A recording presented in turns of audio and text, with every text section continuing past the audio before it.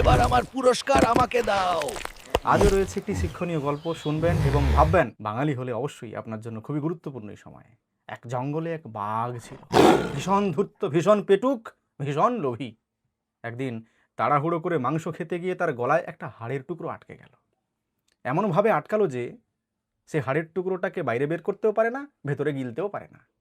ভীষণ যন্ত্রণায় ছটফট করছে, খেতেও পারছে না, আর ঠিকমতো শ্বাস প্রশ্বাস নিতেও পারছে না। তাই সে বনে ঘোষণা করে দিল যে যে আমার গলা থেকে হাড়ের টুকরোটা বের করে দিতে পারবে আমি তাকে পুরস্কার দেব। সেই পুরস্কারের নাম হলো ভালো দিন। এবং এটা বাঘের গ্যারেন্টি, বাঘের বাদা, বাঘের প্রতিশ্রুতি।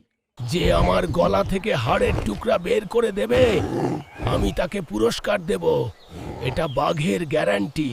বাঘের গলা থেকে হাড় বের করার সাহস জঙ্গলের কোনো পশু পাখিরই হলো না, কিন্তু সেই বনে একটা লোভী বক ছিল। সে ভালো দিন নামক পুরস্কারের লোভে বাঘের কাছে এগিয়ে গিয়ে বাঘের মুখের ভেতর তার লম্বা গলা ঢুকিয়ে হাড়ের টুকরোটা বের করে দিল এবং বাঘ যন্ত্রণা থেকে মুক্তি পেল। তৎক্ষণাৎ বক বলল, এবার আমাকে আমার পুরস্কার দিন, যেটা ছিল আপনার গ্যারেন্টি, আপনার বাদা, আপনার প্রতিশ্রুতি।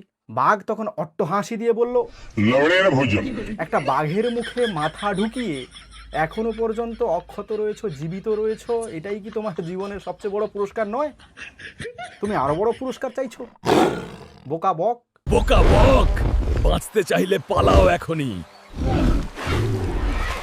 বক তখন পরিস্থিতি বুঝতে পারলো এবং ভয়ে উড়ে পালালো। শিক্ষাটা এই যে লোভের বশবর্তী হয়ে বিপদের মুখে কখনো মাথা ঢোকাতে নেই। গ্যারেন্টি, প্রতিশ্রুতি, বাদা, এই সমস্ত শব্দে বুদ্ধিহীনের মতো বিশ্বাস করতে নেই। তা না হলে শুধুমাত্র বেঁচে থাকাটাই জীবনের সবচেয়ে বড় পুরস্কার বলে মনে হবে। বিশেষ করে লোভের বশবর্তী হয়ে নিজে কোনো একটা বিপদের সিচুয়েশন তৈরি করে সেখান থেকে ফিরে এসে বেঁচে থাকাটাকেও মনে হবে যে এটাই সবচেয়ে বড় পুরস্কার।